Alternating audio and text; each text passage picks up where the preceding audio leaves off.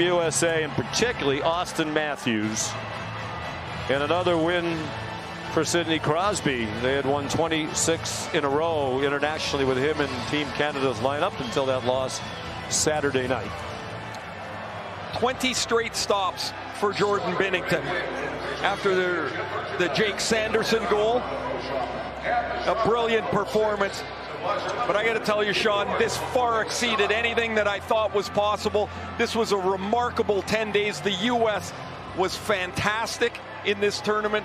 Canada ends up winning it in overtime, and just a wonderful spectacle for this great game.